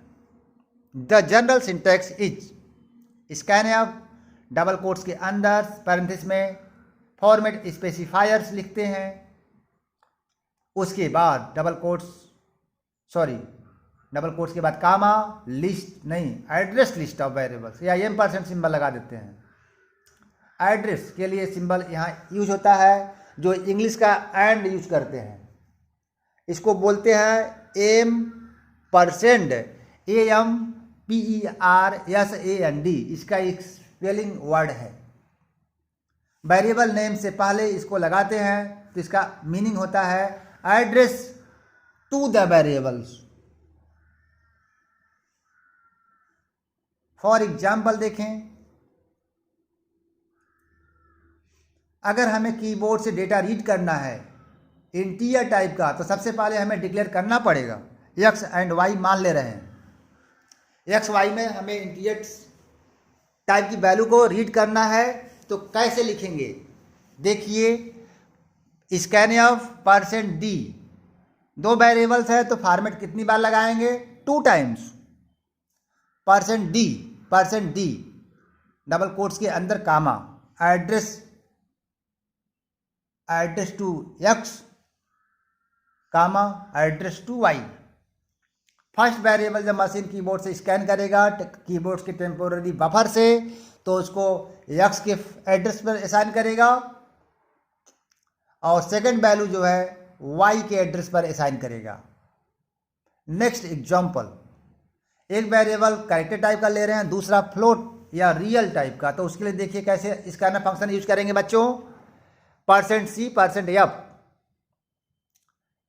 और वही तरीका रहेगा। %CH एड्रेस ऑपरेटर जो लगाएंगे वेरिएबल नेम से पहले लगाते हैं इस करना फंक्शन में। तो यहां पर आपने क्या देखा? इस करना फंक्शन में जो हमारा वेरिएबल लिस्ट होता है वह एड्रेस ऑपरेटर से प्रीसीडेड होता है। तो इस तरह से हमारा जब हम वेरिएबल डिक्लेयर करेंगे तो मशीन उसके लिए मेमोरी रिजर्व करता है और रिजर्व मेमोरी सेल पर ऑपरेशन स्पेसिफाइड करता है और उस सेल में हम वैल्यू को फर्दर जो है स्टैटिकली या डायनेमिकली जो है ले सकते हैं और असाइन कर सकते हैं। यहाँ पर आपने यह देखा, ठीक है। तो इस करना फंक्शन से आपने देखा कि हम कीबोर्ड से वैल्यू कैसे लेते हैं।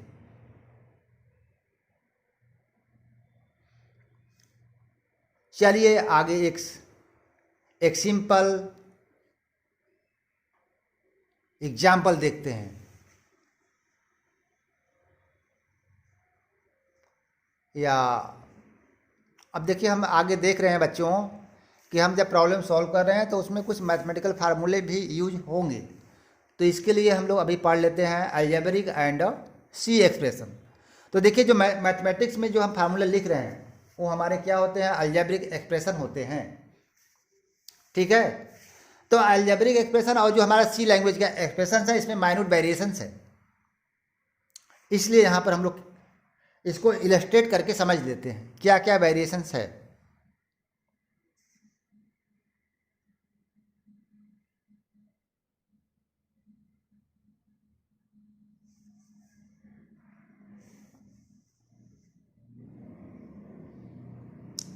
In mathematics, the formula we use is algebraic expressions।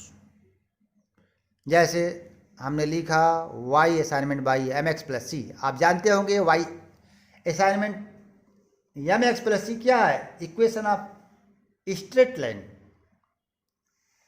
यह एक रेखा का समीकरण है जिसमें m स्लोप होता है, x क्या होता है? x एक्सिस का मान होता है, y एक्सिस का मान होता है, और c क्या होता है? कोई इंटरसेप्ट पार्ट है, c एक कांस्टेंट है, इसकी वैल्यू कुछ भी हो सकती है, positive negative.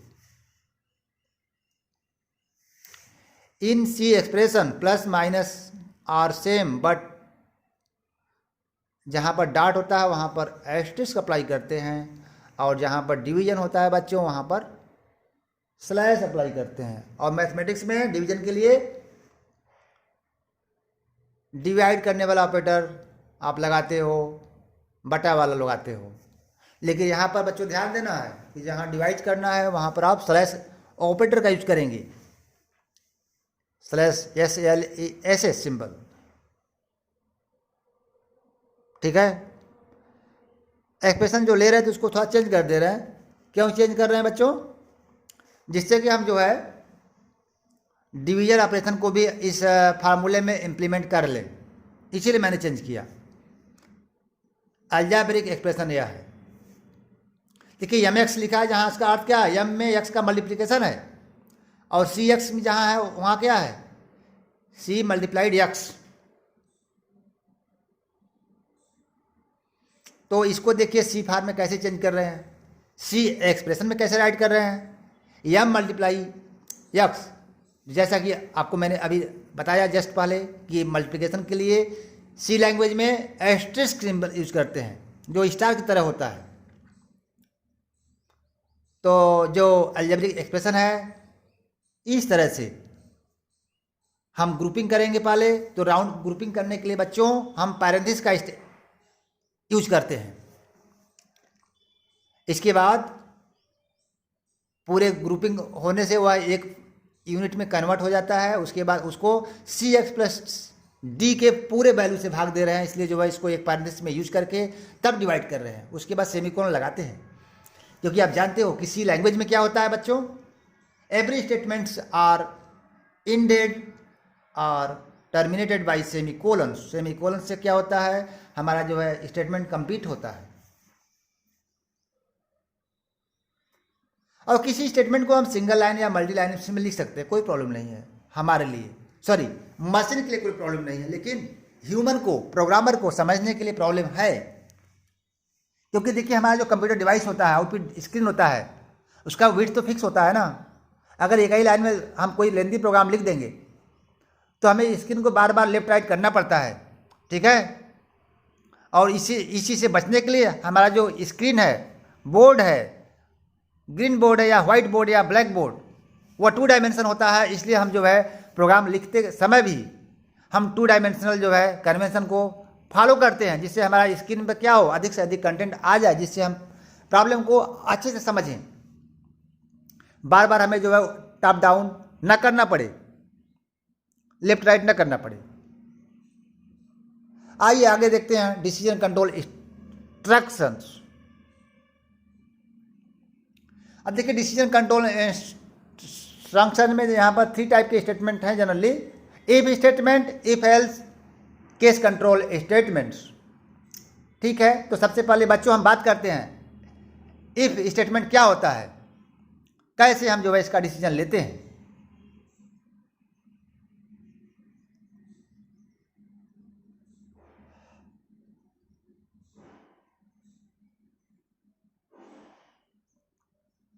When we want to process the statements, when the given condition is true, the if statements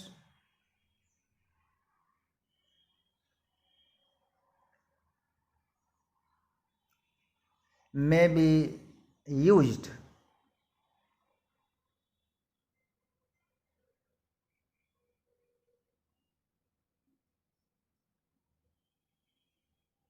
जब हम किसी स्टेटमेंट को चाहते हैं कि प्रोसेस करें, जब कोई कंडीशन ट्रू हो, तो ऐसे सिचुएशंस में स्टूडेंट्स इफ स्टेटमेंट का यूज कर सकते हैं। देखिए कैसे, इफ इसका सिंटैक्स क्या बच्चों, इफ कंडीशंस स्टेटमेंट। अब देखिए सेकंड कॉलम में मैंने लिखा है जो स्टेटमेंट है सो ग्रुप में लिखा है। तो आपको समझना है कि किसी कंडीशन के अकॉर्डिंग जब सिंगल स्टेटमेंट प्रोसेस करना है तो ब्लॉक का यूज नहीं करते, और जब हमें जो है मल्टीपल स्टेटमेंट्स को कंडीशनली प्रोसेस कराना होता है तब हम कर्ली ब्रेस में स्टेटमेंट को राइट करते हैं, जिसे हम ब्लॉक बोलते हैं। इसको ग्रुप ऑफ स्टेटमेंट भी कहते हैं, ठीक है। तो आप जिस तरह से आपके सिंगल और मल्टी स्टेटमेंट होंगे उसके अकॉर्डिंग आप स्टेटमेंट की ब्लॉकिंग करेंगे। आइए आगे चलते हैं। We handle conditions using the relational operators. जो हम कंडीशन देंगे डिसीजन कंट्रोल स्टेटमेंट में, उसको हैंडल करेंगे रिलेशनल ऑपरेटर से। तो चलिए अभी आगे डिस्कस कर लेते हैं बच्चों, रिलेशनल ऑपरेटर क्या क्या सी में अवेलेबल है। रिलेशनल ऑपरेटर्स मीनिंग, जैसे आपको पता चल रहा होगा रिलेशनल ऑपरेटर क्या काम क्या है। हम इसके हेल्प से जो है 2 or more than 2 ऑपरेंड की वैल्यू को कंपेयर करते हैं, ठीक है। Relational operators are used to compare 2 or more than 2 operand in a program. आइए, जैसे आप लेस देन का यूज करते हैं, कब कहाँ करते हैं, जब हमें चेक करना है कि छोटा है क्या कोई चीज़ किसी दूसरे से। लेस देन और इक्वल टू का अर्थ क्या है, छोटा है या बराबर है, इज लेस देन और इक्वल टू, तो हम देख रहे हैं कि यहाँ पर हम कंपैरिजन कर रहे हैं एक बॉडी का दूसरे बॉडी से। ठीक है, किसी का हाइट चेक कर रहे हैं कि उसके बराबर है कि बड़ा है, तो ग्रेटर देन का यूज करेंगे या आर इक्वल टू का। कोई चीज़, कोई टू बॉडी इक्वल है तो इक्वालिटी ऑपरेटर लगाएंगे, इज इक्वल टू। इसके बाद नॉट इक्वल टू के लिए आपको चेक करना है कि कहीं बराबर तो नहीं है टू क्वांटिटी। ऐसे सिचुएशंस में आप नॉट सिंबल का यूज करेंगे, not equal to. Less than का सिंबल ऊपर है, less than or equal to का उसके बाद है। चलिए आगे, अब हम जो है इसमें जो है जो बॉडी के बारे में बात कर रहे थे, अब हम मान ले रहे हैं कि two body x and y है जिनका नाम है, तो इसको ऐसे हम चेंज कर सकते हैं, समझ सकते हैं। तो उसको कैसे पढ़ेंगे, x is greater than y, x greater than equal to y है, तो इसको ऐसे पढ़ेंगे कि एक्स की वैल्यू जो है वाई के बराबर आर बड़ा है, और यहाँ पर पढ़ेंगे x is equal to y, x और वाई दोनों क्या इक्वल हैं, तो ये स्टेटमेंट अप्लाई करेंगे। और x not equal to y के लिए इस तरह का जो है रिलेशनल ऑपरेटर यूज करते हैं। ठीक है,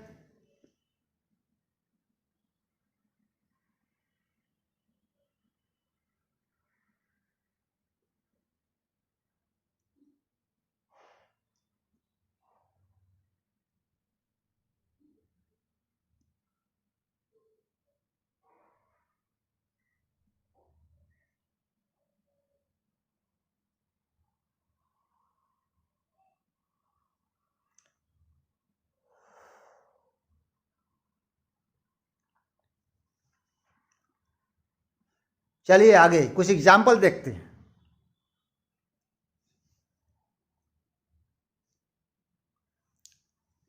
टू वेरिएबल्स डिक्लेयर किया और डिक्लेयर करते समय इनिशियलाइज किया, जिसकी वैल्यू आपके सामने है टू। एक्स की वैल्यू देखिए बच्चों टू है, वाई की वैल्यू 3 है। अगर हम आप टेस्ट कर रहे हैं x is less than y, x की वैल्यू लेस देन वाई का अर्थ क्या है, एक्स वाई से छोटा होगा तो यह कंडीशन ट्रू होगा।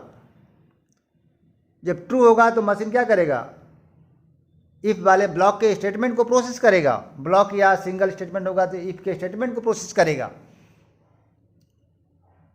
तो यहां पर आप देख रहे हैं 2 इज लेस देन 3 करेक्ट है, तो मशीन यहां पर इसको जो स्टेटमेंट्स है इफ का प्रोसेस कर जाएगा। यहां पर इफ का स्टेटमेंट क्या था, x printf x is less than y. Next example, अब थोड़ा सा कंडीशन चेंज कर दिया, x is less than y के स्थान पर चेंज कर दिया x is greater than y. अब आप देखेंगे कि जैसे ही जो है मशीन का कंट्रोल यहाँ आएगा कंडीशंस पर, हमारा जो कंडीशन बच्चों क्या हो जाएगा, फॉल्स। कंडीशन फॉल्स होगा तो मशीन का कंट्रोल क्या करेगा, इस बॉडी के बाहर चला जाएगा। तो इसलिए यहाँ लिख दे रहे हैं कि नॉट प्रोसेस्ड, दिस स्टेटमेंट को मशीन प्रोसेस नहीं करता। क्यों, क्योंकि हमारा स्टेटमेंट जो कंडीशन है वो फॉल्स है। और तो आप जनरली आप ये समझ जाइए कि इफ को हम ट्रू ब्लॉक कहते हैं और एल्स को फॉल्स ब्लॉक कहते हैं, क्योंकि इफ ट्रू की बात सुनता है और एल्स फॉल्स की बात सुनता है। फॉल्स गलत। चलिए आगे देखते हैं बच्चों, नेस्टेड इफ स्टेटमेंट।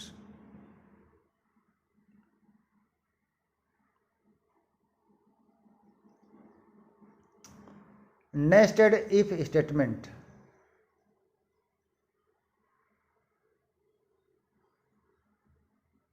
अब देखिए नेस्टेड इफ में हम क्या बात करने जा रहे हैं।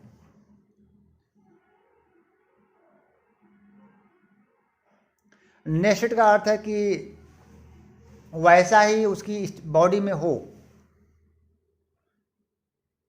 नेस्ट जैसे आपका घोंसला होता है, सारी चीज़ें उसी तरह एक ही तरह होती हैं। उसी तरह से इफ़ का जो स्टेटमेंट हो इफ़ के जैसा हो, फर्दर उसका स्टेटमेंट इफ़ के जैसा हो। यहाँ पर इस तरह का स्ट्रक्चर बनता है, उसको हम बोलते हैं नेस्टेड इफ स्टेटमेंट। ठीक है बच्चों।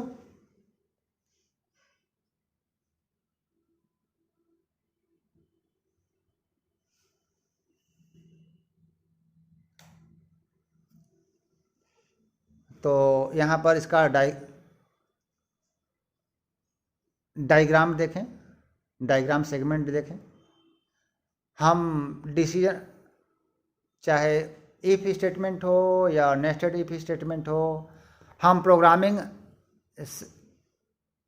सेक्शन में कहीं पर भी इसको यूज कर सकते हैं। तो जैसे यूज करेंगे तो डिसीजन के लिए हम डायमंड सिंबल यूज करते हैं। ठीक है, तो देखिए डायमंड सिंबल में हमने क्या लिखा, इज कंडीशन क्वेश्चन मार्क। क्या कंडीशन ट्रू है? क्या ट्रू होगा तो आगे, नेक्स्ट कंडीशन,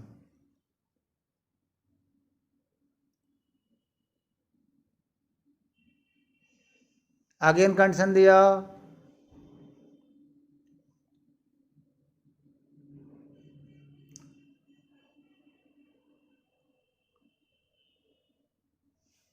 कंडीशन के अंदर कंडीशन जब आ रहा है,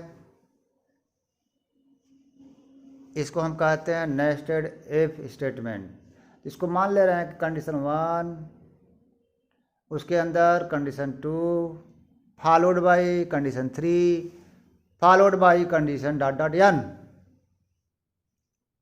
अगेन स्टेटमेंट। तो हम देख रहे हैं जब हमें किसी स्टेटमेंट को, किसी सिंगल या मल्टीपल स्टेटमेंट को सेट ऑफ कंडीशंस के बाद प्रोसेस करना है, तब हम नेस्टेड इफ स्टेटमेंट अप्लाई करेंगे। ठीक है बच्चों। जब आपको लगता है कि किसी प्रॉब्लम्स को मल्टीपल कंडीशन को फॉलो करने की बहुत सॉल्व करना है, तब आप नेस्टेड इफ स्टेटमेंट का यूज करेंगे।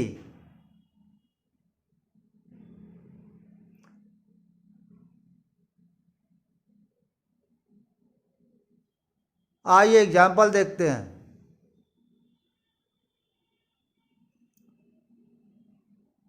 थ्री नंबर्स में हमें बड़ा निकालना है, ग्रेटेस्ट लेना है, बिग नंबर लेना है। ठीक है, तो ले लेते हैं, मान लेते हैं इंटीजर टाइप की थ्री वेरिएबल्स हैं ABC। ए की वैल्यू 10 लिया, बी का 5, सी का 7। तो सबसे पहले बच्चों हम क्या करेंगे, टेस्ट करेंगे कि if a greater than b. First two में जब कंपेयर हो गया तो कोई ना कोई तो आएगा रिजल्ट, आइदर ट्रू और फॉल्स। तो अगेन ए आया, सपोज करिए कि ए ग्रेटर देन बी में करेक्ट है तो ए आएगा। चलिए अब ए को थर्ड नंबर से चेक करेंगे, ए इज ग्रेटर देन सी। अगर फर्दर कंडीशन फॉलो कर रहा है तब बताएंगे कि ए क्या है, इज बिगेस्ट। 3 नंबर है तो 2 बार चेक करना होगा, 4 नंबर होगा तो 3 बार चेक करना पड़ेगा। क्लियर? n नंबर होगा तो n-1 टाइम चेक करना पड़ेगा एक केस के लिए। क्लियर बच्चों?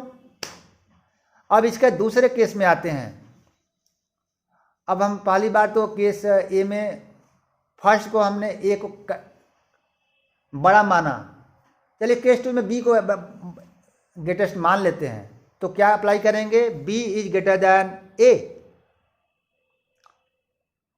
If b is greater than a तो मान ले रहे हैं, तो अगर आएगा तो बी आएगा।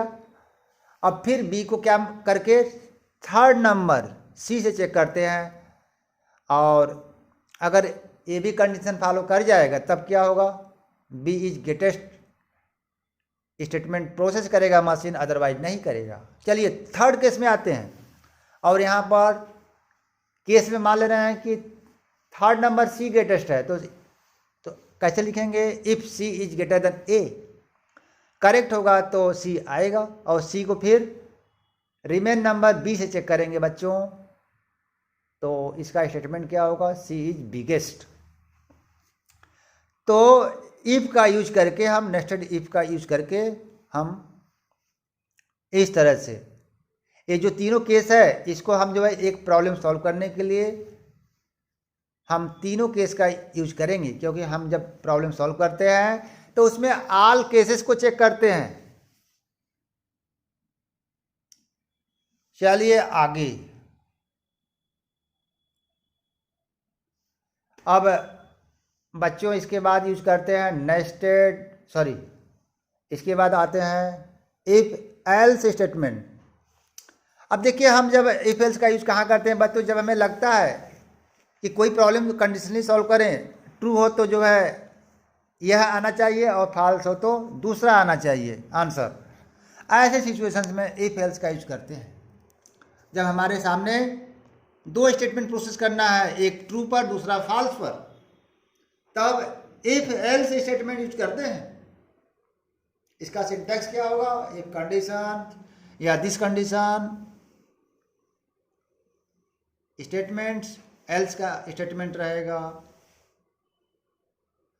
जब सिंगल होगा तो ब्लॉक जरूरी नहीं, ऑप्शनल। जब ब्लॉक बोलें तो आप समझ जाना कि starting and closing curly brace को कहा जा रहा है। अब नेक्स्ट देखें, जो सेकंड कॉलम में मैंने लिखा है इफ कंडीशन, ब्लॉक में स्टेटमेंट्स, उसके बाद एल्स के स्टेटमेंट्स। देखिए इफ का जो कंडीशन मैंने लिखा है राउंड,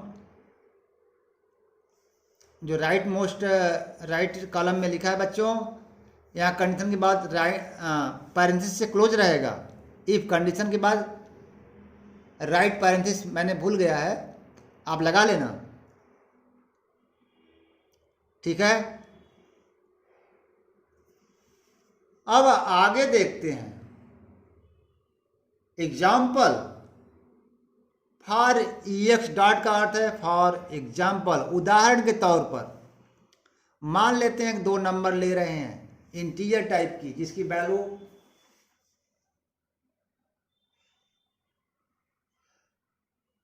अब देखिए दो नंबर ले रहे हैं तो आंसर के चांसेस दो होंगे, टू आउटकम्स होंगे। इसका अर्थ है टू, हमें स्टेटमेंट को प्रोसेस करना होगा। तो मान ले रहे हैं कि x is greater then y, तो एक स्टेटमेंट में दे रहे हैं जब ट्रू होगा तो x ग्रेटर देन y आएगा, और फॉल्स में लिख रहे हैं y इज ग्रेटर, या देखिए दो नंबर ले रहे हैं तो उसमें दो चांस होगा, दोनों नंबर यूनिक रहेगा। तब दो यूनिक नंबर ले रहे हैं, आइदर x ग्रेटर होगा और y, ठीक है।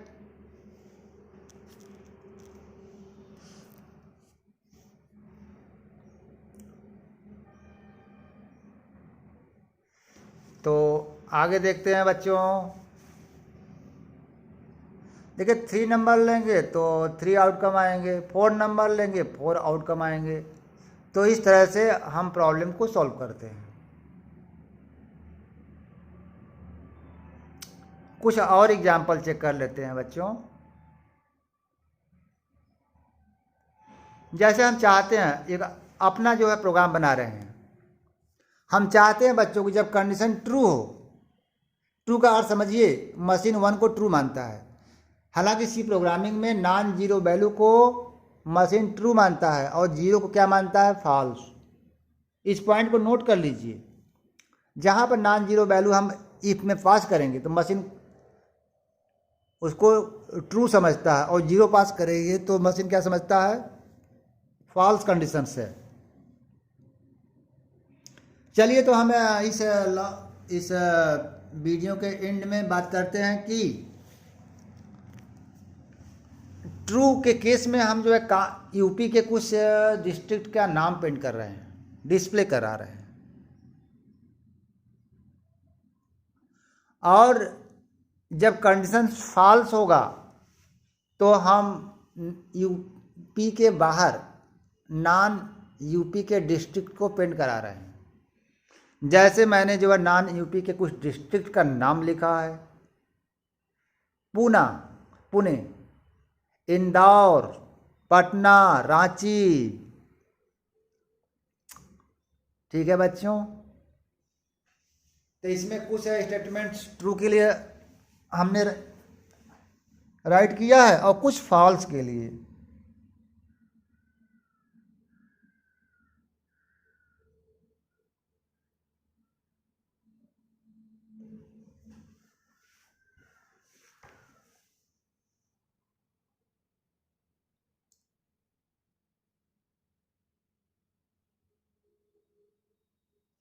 चलिए इसका हम प्रोग्राम में देखिए इम्प्लीमेंटेशन कैसे कर रहे हैं, आप इसको ध्यान से देखें। देखिए x की वैल्यू यहाँ पर आपको दिखाई दे रहा है प्रॉब्लम में 0 और 1 लिया गया है। तो 0 और 1 क्या ऑपरेटर लेगा, उसको हम जो है एक मैसेज से प्रॉम्प्ट करते हैं।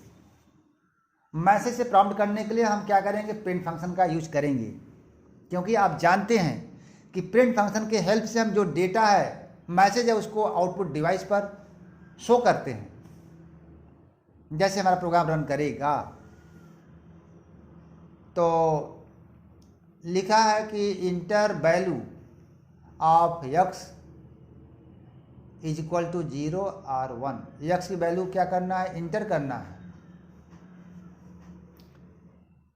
मान लेते हैं हमने 0 और 1 हेल्प दे दिया गया, तो कोई ऑपरेटर आइदर 0 और 1 टाइप करेगा, तभी यह प्रोग्राम बताएगा।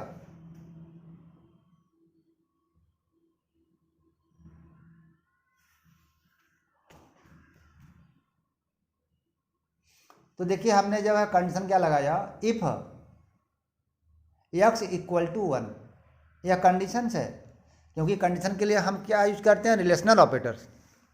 तो x इक्वल टू 1 पर क्या बच्चों प्रिंट करेगा, यूपी के डिस्ट्रिक्ट नेम, और जब x की वैल्यू जो है फॉल्स रहेगा तब क्या प्रिंट करेगा, आउट ऑफ यूपी डिस्ट्रिक्ट।